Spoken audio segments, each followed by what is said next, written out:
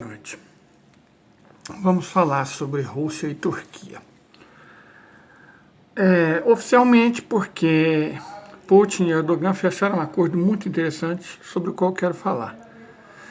Mas extraoficialmente porque o relacionamento russo-turco é muito interessante. Se a gente for analisar, russos e turcos, eles devem ter entrado em guerra dezenas de vezes. Quando eram chamados de tártaros ou mongóis, porque pertencem ao mesmo conjunto de povos, os turcos, eles submeteram a Rússia por séculos, na forma dos tártaros, parentes deles.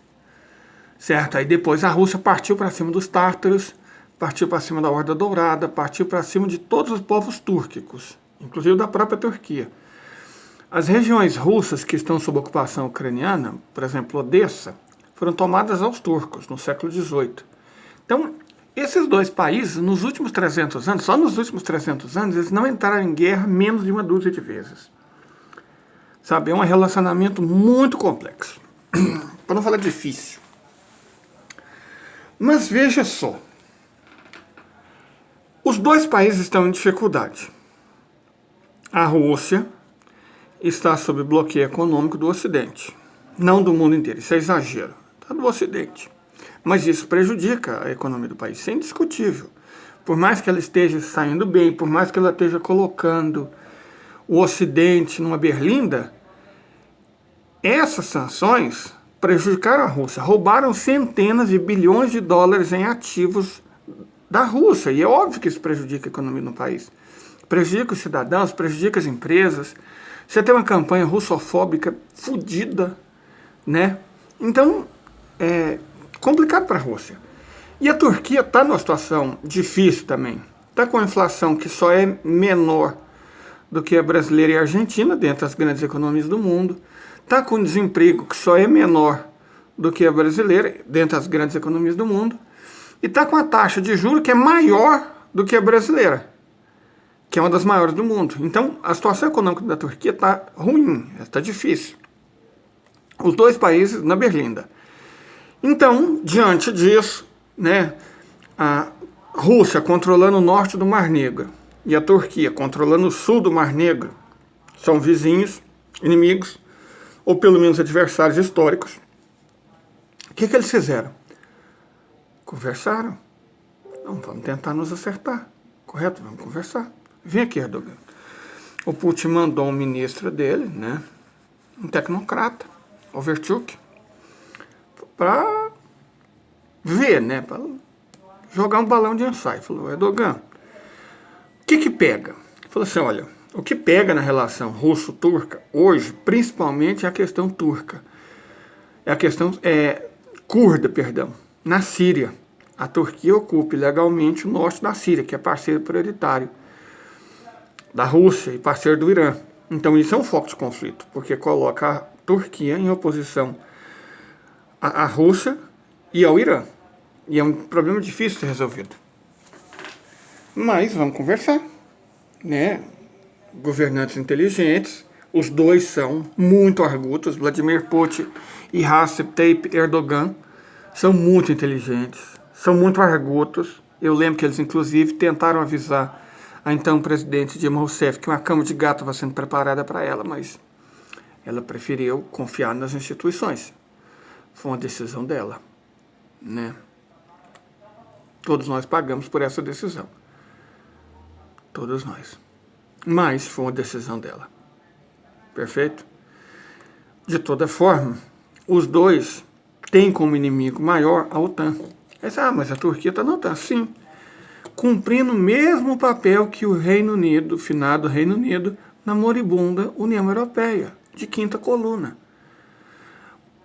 A OTAN acha muito difícil conviver com Erdogan. Muito difícil, e é muito difícil conviver com ele. Ele é instável, ele é errático. Ele defende os próprios interesses e os interesses dos turcos. E não é um jumento imbecil de inteligência limítrofe como essa coisa que nos governa, não. Ele é uma raposa da política, muito inteligente, astuto. Difícil conviver com Erdogan. Mas não dá para viver sem a Turquia, ponto. Tentaram dar um golpe no Erdogan, pagaram caríssimo por isso. Ele destruiu a maçonaria turca, mandou prender virtualmente todos os promotores e delegados do país que pertenciam a essa maçonaria, lá como aqui, né? Que estava tentando controlar o país, lá como aqui. Aqui eles conseguiram, lá não. Lá o Erdogan ou demitiu ou mandou para cadeia. Todos eles, praticamente. Reimpôs o controle no país, reassumiu o destino dos próprios turcos. E uau, né? Mas ele sabe que quem armou a cama de gato para ele foram os europeus. E o Putin avisou, falou, vai ser assim, assim, diferente da então presidente Dilma, ele preferiu escutar. E isso salvou o cargo e a vida dele. Certo? E salvou os turcos também. Bom, o que eu quero concluir aqui é que nós estamos falando de dois homens inteligentes. Não necessariamente muito confiáveis, mas um sabe quem é o outro. E no atual momento, eles preferiram sentar e conversar. Ó, turcos, comprem nosso gás e paguem em lira ao invés de dólar. Vamos enfraquecer o dólar. Use o nosso sistema de cartão de crédito MIR, sem depender de dólar, de euro, de iene, sem depender do sistema de pagamento ocidentais. Enfraqueça a OTAN, enfraqueça a União Europeia, enfraqueça o Ocidente. Em troca, gás e investimento. Há centenas de bilhões de dólares de empresários russos circulando pelo mundo. E a maioria desses dólares estão indo para Dubai. Por que não pode ir para Trebizonda, no litoral norte da Turquia, junto ao Mar Negro?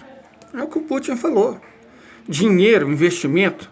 Você não tem uma usina nuclear, 20 bilhões de dólares, a gente termina ela. Pagamento ó, facilitadíssimo. Compre título da dívida russa. E vai dar tudo certo. Então é um ótimo negócio. Turcos são bons de negócio. Eles percebem um bom negócio. Então, uau, né? Foi um negócio bom para os dois? Demais da conta. Foi um negócio excelente para turcos e russos. Foi um negócio ruim para a OTAN? Péssimo para a OTAN. Horrível para os Estados Unidos. Vergonhoso para a Europa. Então, não interessa se você foi meu amigo, meu inimigo. Se a gente lutou por 100, 200, 500, 1000 anos.